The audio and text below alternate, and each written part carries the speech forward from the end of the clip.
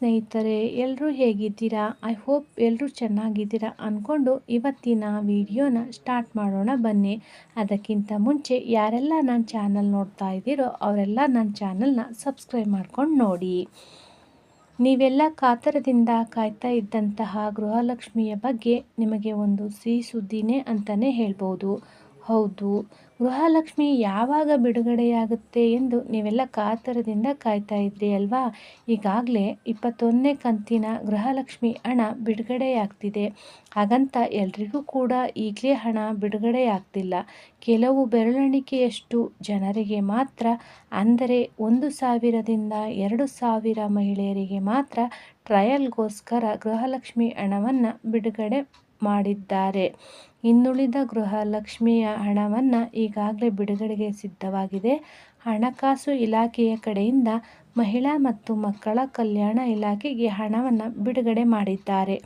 ಮೊದಲು ಹೇಗೆ ಬಿಡುಗಡೆಯಾಗ್ತಿತ್ತೋ ಹಾಗೆ ಸ್ವಲ್ಪ ಜನರಿಗೆ ಗೃಹಲಕ್ಷ್ಮಿಯ ಹಣವನ್ನು ಸರ್ವರ್ ಸಮಸ್ಯೆ ಇರುವ ಕಾರಣದಿಂದಾಗಿ ಬಿಡುಗಡೆ ಮಾಡ್ತೀವಿ ಅಂತ ಹೇಳಿದ್ದಾರೆ. ಈಗಾಗಲೇ ಟ್ರಯಲ್ಗೋಸ್ಕರ 1,000ದಿಂದ 2,000 ಮಹಿಳೆಯರಿಗೆ ಮಾತ್ರ ಹಣವನ್ನು ಹಾಕಿದ್ದಾರೆ. ಇನ್ನುಳಿದವರಿಗೆ ಜೂನ್ ಮೊದಲನೇ ವಾರ ಅಥವಾ 2ನೇ ವಾರ ಗೃಹಲಕ್ಷ್ಮಿಯ ಹಣವನ್ನು ಬಿಡುಗಡೆ ಮಾಡ್ತೀವಿ ಅಂತ ಹೇಳಿದ್ದಾರೆ. ಇನ್ನೂ ಕೂಡ 19ನೇ ಕಂತು 20ನೇ ಕಂತು ಯಾರಿಗೆಲ್ಲ ಬಂದಿಲ್ವೋ ಅವ್ರಿಗೂ ಕೂಡ ಒಟ್ಟಿಗೆ ಹಣವನ್ನು ಹಾಕ್ತೀವಿ ಅಂತ ಹೇಳಿದ್ದಾರೆ. ಮಹಿಳಾ ಮಕ್ಕಳ ಕಲ್ಯಾಣ ಸಚಿವೆಯಾಗಿರುವಂತಹ ಲಕ್ಷ್ಮೀ ಹೆಬ್ಬಾಳ್ಕರ್ ಅವರು ಗೃಹಲಕ್ಷ್ಮಿಯ ಹಣವನ್ನು ಜೂನ್ ತಿಂಗಳಲ್ಲಿ ಹಾಕ್ತೀವಿ ಅಂತ ಸ್ವತಃ ಅವರೇ ಹೇಳಿದ್ದಾರೆ.